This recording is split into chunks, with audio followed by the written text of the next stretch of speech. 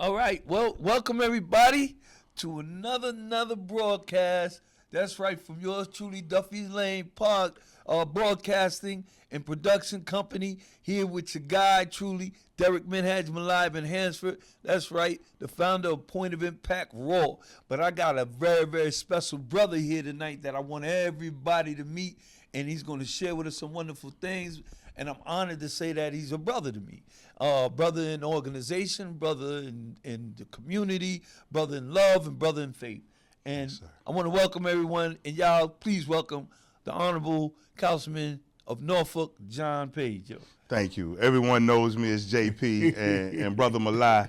Truly the honor and honorable is that it is such an honor to serve God's people. Oh, man. And that's the honor, that I am a servant. And I am called to set myself aside for a greater cause, which is the cause of all of us. Well, I thank you. I'm thankful for God's rewarding of a distinguished representative of our community. Thank you, sir. You know what I'm saying? Since me and John, we've known each other for about 4 years now, and since maybe 5. Yeah, but when I started running, campaigning, and just being in the community, we connected, and we have not left each other's side since we connected for the action and accountability as to what it takes to make our community a better place. So I appreciate you so much for your commitment to doing that, brother. You are such an inspiration. Sometimes when I'm having hard days, I think of the hard days that you have endured throughout your life that were because of no cause of your own, and the unfairness, and what right do I have to complain about my complaints today when you're not complaining about your yesterday. You're more focused on your today and your tomorrow. And you are an inspiration, brother, and you're one of my whys. Yeah, you keep pushing me. And we're accountability partners. You out front, you're very formal. Behind the scenes, we brothers, and we talk like brothers. If I'm wrong and you believe it to be, you let me know.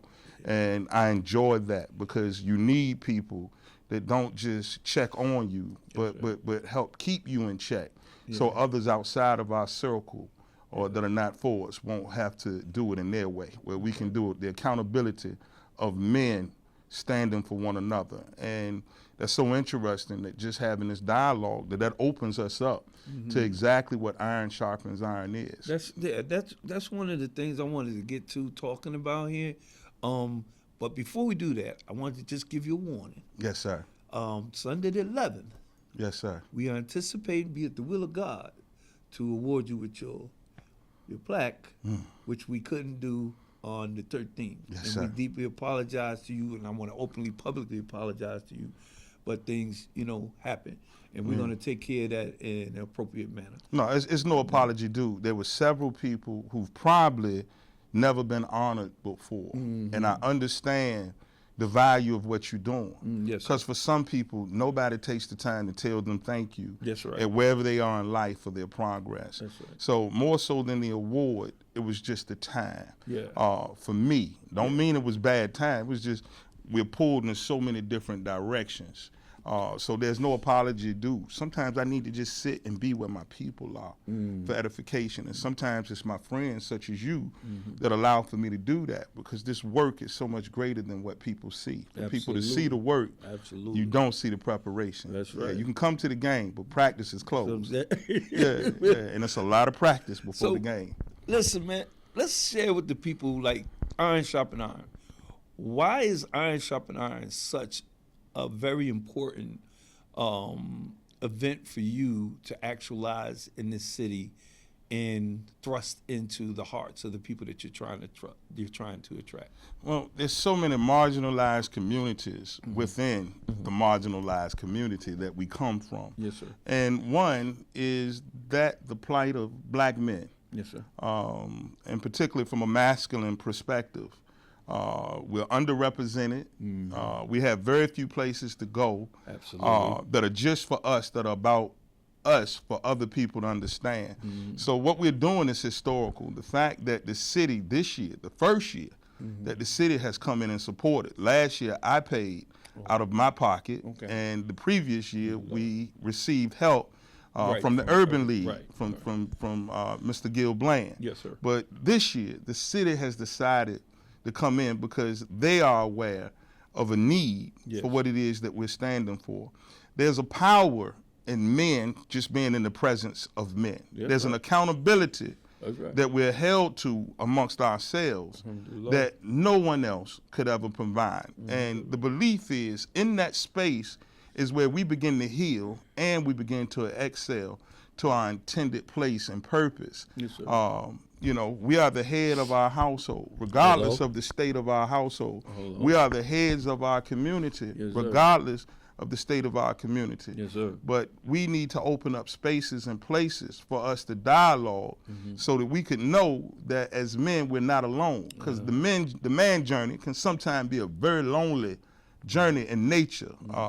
Some leaders call it the silent cry, because most of us cry in silence. That's right. We don't talk to each other and say what's going on, but in the presence of one another, you don't even need to say. We already know. We have elders that are there. We walk in honoring our ancestors, and what we do, we ask for each other to do a very simple thing. We don't complicate it.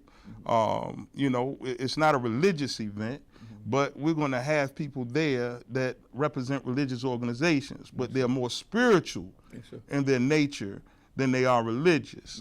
Religion is trying to form a relationship with God. Spirituality is having one. Come on. So those that have one that want to share with others the importance. Reiterate that. Yeah. Religion is seeking a relationship with God.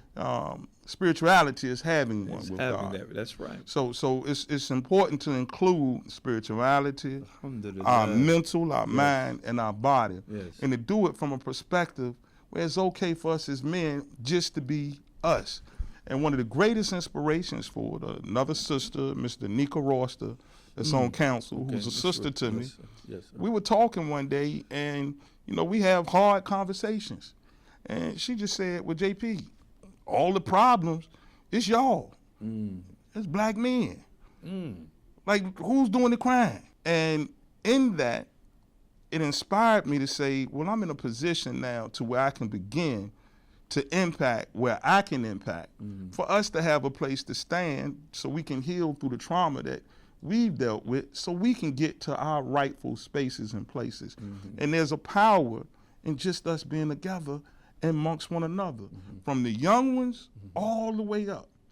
Because the things outside of the spectrum will not be tolerated or accepted when you're sitting in the village amongst the men. Exactly. So this is our village, and if we want men to have more opportunities to do better, those of us that are doing better have to go back and bring some others there.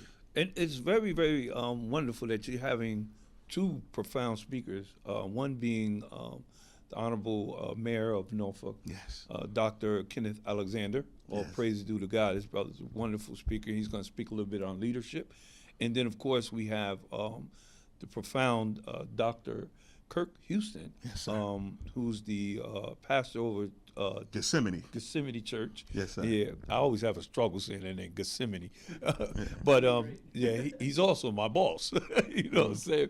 But man, what do you anticipate the people leaving when they, or what do you anticipate the people receiving when they hear these two powerful brothers speak? Unwhelming release of it being okay for you to be who it is that you are. Word. For us to change the standard, for us to exist, succeed, or excel in this society, that we must be European. I have not put a tie on for this position. Prior to, I wore several ties. Okay. But the standard was those that I'm representing may never put a tie on. Okay. And I don't want us to have any excuses as to why we don't get what's rightfully ours. Because it's not in the tie. I've always called the tie the ignorant knot. It covers up what I do not know. It makes me look like I know more than I do. Come on, but man. today, because I'm free, because I decided to live in truth, there's knowledge that I have that lets me know I have no reason to tie anything around my neck. Come on. Yeah, nobody else will, nor will I. Yes, sir. Yes. And it's interesting to me how that same knot is similar to once was a noose. Yes, sir. And, you know, when you begin to focus more on your heritage and understand your roots and where your people come from, you're okay with others and where they come from. Word. I'm never going to be nobody else. Alhamdulillah. And if God is perfect and he don't make no mistakes, why would I want to change what God has already done? It is for me to tap in to what he has already done. And y'all, now let me just explain to everybody. John Paige also is an honorable member of Men's Group. He's actually he's one of the people that helped build this organization, and he's actually the motivation behind the whole Men's Group movement. So now that you have Iron Sharpen Iron movement, it's the third year we're coming in. Yes, sir. What is your anticipation of what you would like people to leave with? Yes, sir. When they're returning and they're going out, what is it that you anticipate them to leave with? Number one, self-awareness and knowledge of it's okay to be who you are. Right. Number two, that it may look bleak sometimes, but hope is not going anywhere, nor has knowledge gone anywhere. Come on. If you want some things a little different, then you may need to change a few things that you're doing. And you must understand if there's no sacrifice, there is no reward. Come on. So if you are willing to put in the work from a perspective of traditionally how we are as men, it is very important that so many of us stop spending time just with females. Come on. You have to sit and commune with your brethren. Come on. And this is an opportunity for us to share our resources with one another. This is an opportunity for us to encourage one another as we go forward. And in a way that most don't see, it is a way for us to reintroduce ourselves to one another. Jay-Z said, allow me to reintroduce myself. My name is... Yeah, come on. You see, so what we want to do is make it okay to be you. And our community has become socially segmented. You know, based on achievements, accomplishments, or what one may have. And it's time for the elders to know their children. Come on. Because of violence and fear and things that are not of a spiritual nature, we're distant from one another. There are going to be young men there that don't know no men other than the men that they know and the limited exposure that they've had in the environments that they've come from. That's right. And there are going to be some men that are greatly experienced in many different levels of society that are detached from what's happening in the communities from whence they come. See, in days of old, it used to require you, once you went and was educated, to come back home. Yes, sir.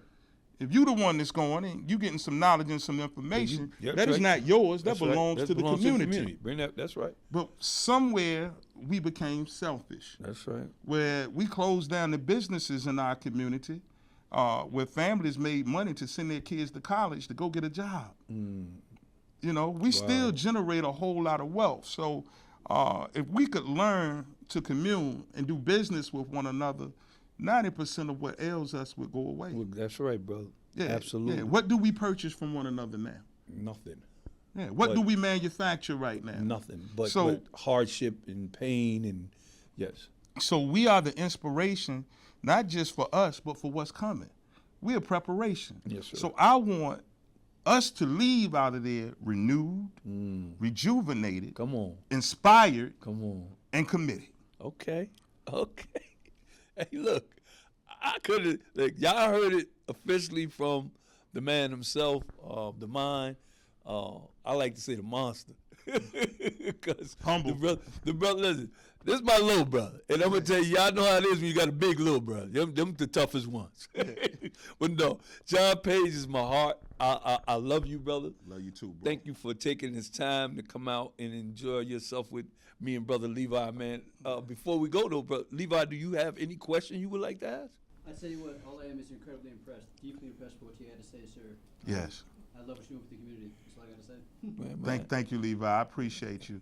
So whatever place you're in your life, if you just take a chance to learn how to do something different, it will open up avenues and doors to a future that you will never imagine. I could not have written this. I could not have hoped this. I did not have the ability to plan this.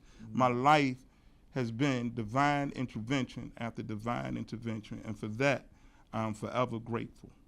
So that's just what I wanted to close with. Wow. So we're going to end it right there. Join us. That's right. February the 5th, guys.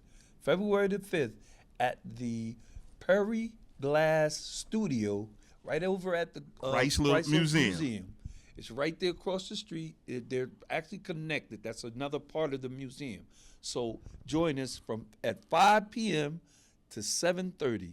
Live entertainment, wonderful guest speakers, and we will also have a panel that will answer questions from the audience directly before we even pursue. And we also have a short, maybe 2 to 3 minute biography, documentary from ours true, Levi. So check us out, man. Come through. That's right. February the 5th, 5 to 7 p.m. at the Perry Glass Studio at Chrysler Museum. Looking forward to seeing you. See And y'all remember, there. iron sharpens iron. Let's go, y'all.